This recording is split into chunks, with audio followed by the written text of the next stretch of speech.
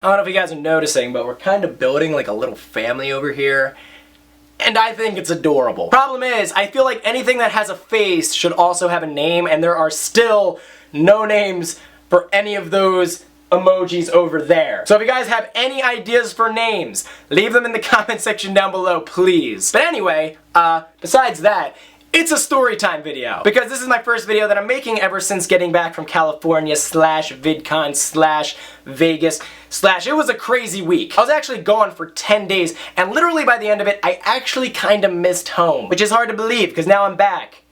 And I hate it. I just want to be back in California again. But anyway, if you guys know anything about me, if you follow me on Twitter or Snapchat or anything, you would know that I went to VidCon this year, which was absolutely amazing. I got to meet so many of you guys. It was so much fun. And also, if you've ever been to VidCon or any kind of YouTube party before, you would know that there are a lot of parties that go down. Hotel parties, open bar parties, private parties that I don't have enough subscribers to get into, so I sneak into. A lot of stuff going on, and I love all of it equally. And the thing about VidCon and all the YouTube events is I have been going to these things for, at this point, 6 or 7 years now, and every single time I've ever gone to a YouTube party, I have never met someone who I did not like. And this was the first year that I went to a party and I finally met someone who I didn't like. It was kind of exciting. First thing I'm gonna say is that anytime I go to a bar or a nightclub or anything, it's always a very different night when I spend it with guys versus when I spend it with girls. Because I went to this bar party that was in the Hilton Hotel, and it was basically open to anyone. Like, they didn't have like security at like a door, it's just you could walk in, so yeah. And so I kind of had that in the back of my head because I was going to this bar and it was literally me and like 3 other girls, one of which was under the age of 21. But typically girls are a lot better at being social than guys, so I do like that because you get to meet more people. And so we're at this bar, we're talking to guys, talking to girls, people are buying drinks for everyone. It was just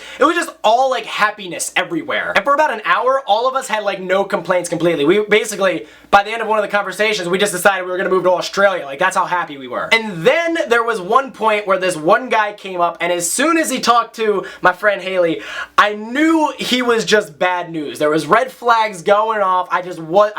Something was off. And Haley's not 21 yet, so she's not really used to the whole, bar scene, how to tell a guy to fuck off. But what she would do is like basically have a conversation with him, and then like her sentences would kind of be like the end of a conversation, and so that would kind of be like, his cue to be like, hey, good talk. But no, this guy had like 20 threads that he would just keep going through until like that one ended. Then he would start a new conversation, a new one. And he just really wasn't getting the hint. I was like listening to this guy, almost taking notes about how to keep a conversation going, because I was impressed. Like, this guy's clearly had a lot of girls who tried to end conversations, and he was just gonna plow through it. And really for like about 10 minutes, this guy had nothing interesting to say until the magic words came out of his mouth, which were, hey, how about I buy us a round of shots? You say that to anyone, they're gonna like you more unless they don't drink. Newsflash, we were all drinking that night, so he said the magic words. The thing is, he didn't mind buying the girls a shot. It was just when it came to me, he was a little more reluctant, which, I twisted his arm. I still got a free drink at him. It just wasn't as easy. I really want to do for a video, like, just put like a wig on and get like a girl to put some makeup on me. Maybe like,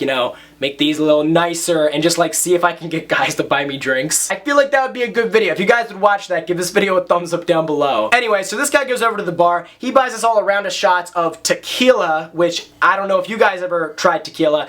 Anytime tequila goes in my body, usually my clothes come off. That's just the thing. That's just the thing. It happens to me. Maybe it happens to you. Whatever. So this guy buys us all a round of shots, but as the bartender was pouring the drinks, I kept my eyes on those shots like a hawk. Because the thing is, when it comes to guys like this, you never know if they're gonna try and add like their own ingredients to the drink, if you know what I'm saying. And the thing is, I noticed him noticing me watching the shots, and I feel like that pissed him off a little bit, which kind of just reinforces what I was already thinking. And so right after we finished the first round of shots, he's already trying to buy the second round, which for that guy I kind of understand, because it looked like he weighed like 250 pounds, so for him, he probably needs like 10 shots just to feel a buzz. For me, I'm about 135, okay? You give me 4 shots, I'm good for the night. But the thing is, this was one of those classic guys who like kind of buys a drink in order to like buy time from the girl, and the girl doesn't really owe the guy anything. But after he bought the shot, he just kept hitting on her and kept like trying to talk to her more and more, and I could just feel that she was not interested, but he was really persistent. And so I lean over, I'm like, yo bro, I don't know if she's interested in you. You're like 50, brah. And this guy thinks we're like best friends, which I don't know why he thinks we're best friends. I laugh a lot and I'm very loud. I don't know if that makes people think I'm friends with them, but that's what this guy thought. He thought we were buddy-buddy, like we could tell secrets and shit. And he leans over to me and he says the most fucked up stuff I've ever heard in my life. I'm gonna say it in a censored version,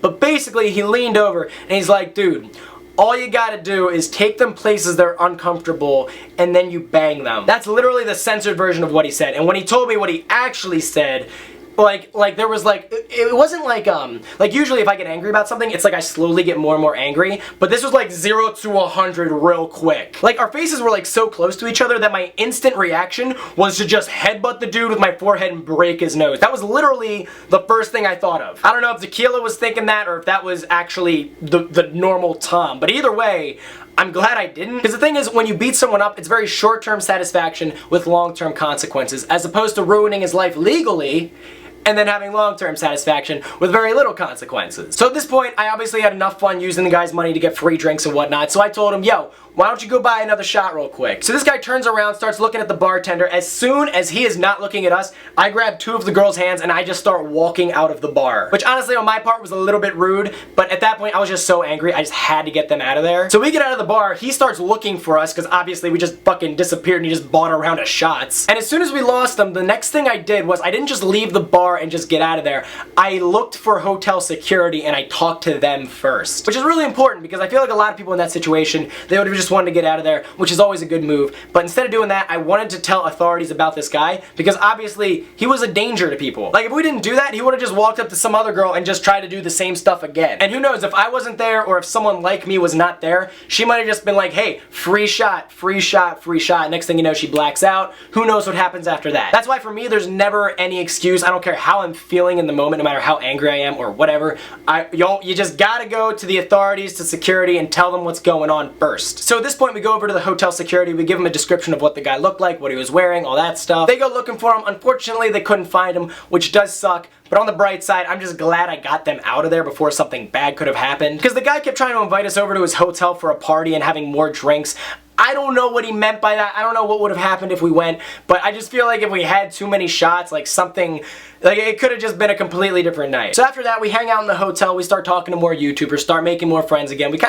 After that, we kind of forgot about the guy. Then one security guard comes over to me and he taps me on the shoulder, he goes, hey, can you come with me real quick? So we're walking, we're talking, he takes me to the front entrance of the building, and then he points at a guy who's talking to another security guard, and he asks me, is that the guy that was talking to your friend in a creepy way earlier? That is definitely him. He looks at me, he is pissed. I look him up and down, I'm like, that's him. And that just made me so happy. Like, I literally skipped through the hotel back to everyone else to tell them what just happened. And it was great. All the security guards were super nice. They were super helpful, super effective. They all did their job. They didn't question our story. They 100% were on our side from the start. All they wanted to do was help. And I feel like it's a very small example of a very large problem that we have in society. It's like a symbolic story. I don't know. I just really like it. So guys, I hope you liked this video. I hope maybe you learned something from it. If you did, please give this video a thumbs up down below. Also, leave a comment. What would you do if you were in a similar situation? Would you tell the authorities? Would you just get out of there? What would you do? Give me your answers in the comment section down below. And also, if this is your first time ever watching